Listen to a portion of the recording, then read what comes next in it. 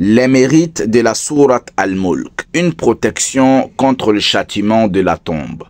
Louange à Allah, Seigneur des mondes, et que la paix et la bénédiction d'Allah soient sur notre prophète bien-aimé Muhammad sallallahu alayhi wa sallam. Aujourd'hui, nous allons parler d'une sourate qui est d'une importance capitale dans la vie du musulman.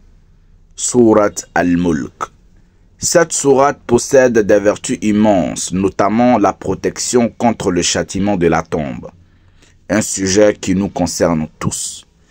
Nous allons voir en détail ses mérites, les preuves tirées du Saint-Coran et des hadiths authentiques, ainsi que les avis des savants. Présentation et signification de la sourate Al-Mulk.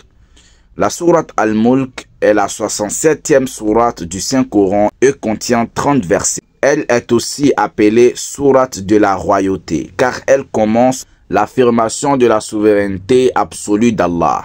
Béni soit celui dans la main de qui est la royauté, et il est capable de toutes choses. Sourate Al-Mulk, verset 1.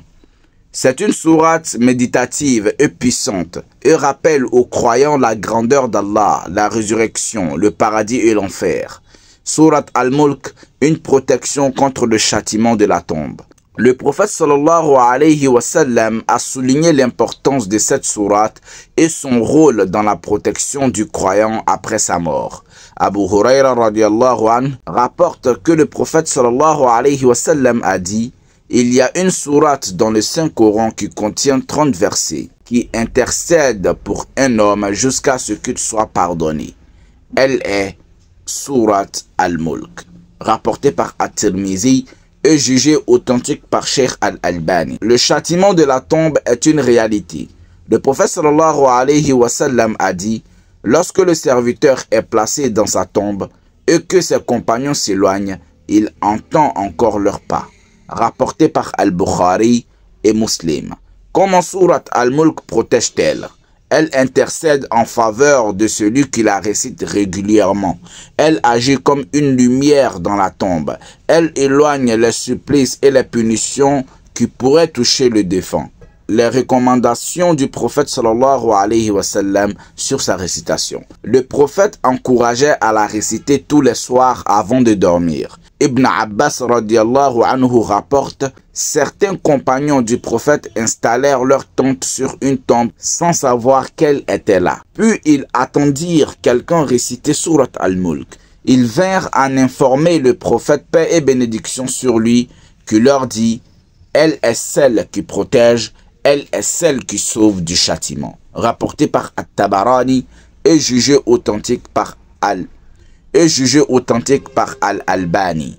Ibn Kathir et d'autres exégètes expliquent que cette sourate est un remède pour la vie d'ici-bas et de l'au-delà. Cheikh Ibn Uthaymin recommande de l'apprendre par cœur et de l'enseigner aux enfants. Pourquoi cette sourate est-elle si puissante? Elle rappelle l'existence de la mort et du jugement dernier. Elle montre la puissance d'Allah à travers la création. Allah nous dit: n'ont-ils pas vu les oiseaux au-dessus d'eux, déployant et repliant leurs ailes? Seul le tout miséricorde de Dieu les soutient. Il est certes clairvoyant sur toutes choses. Sourate Al-Mulk, verset 19. Elle décrit la réalité de l'enfer et prévient les insouciants.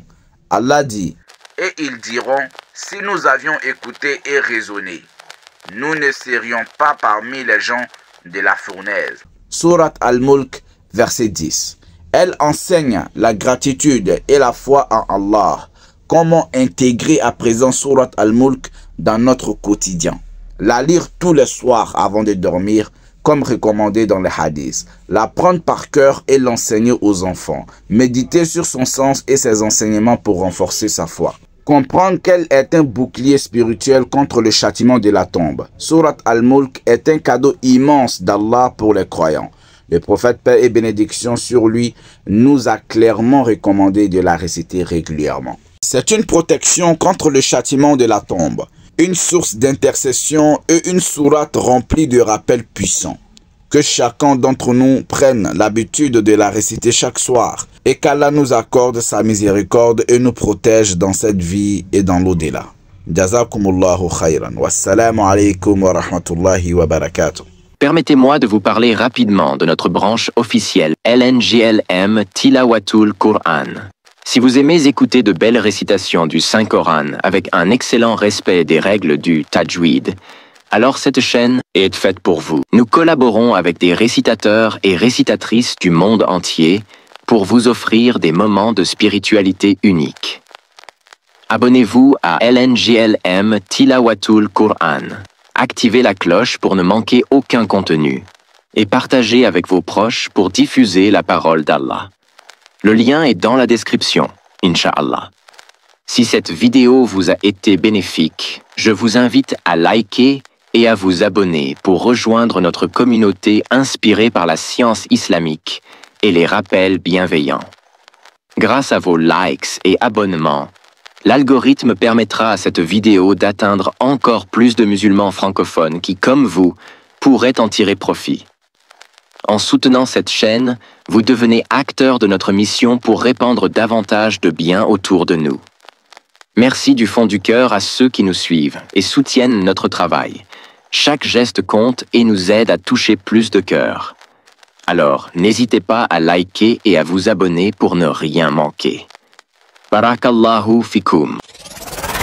Et c'est lui qui a créé pour vous l'ouïe, les yeux et les cœurs, mais vous êtes rarement reconnaissant. C'est lui qui vous a répandu sur la terre, et c'est vers lui que vous serez rassemblés. Et c'est lui qui donne la vie et qui donne la mort, et l'alternance de la nuit et du jour dépend de lui.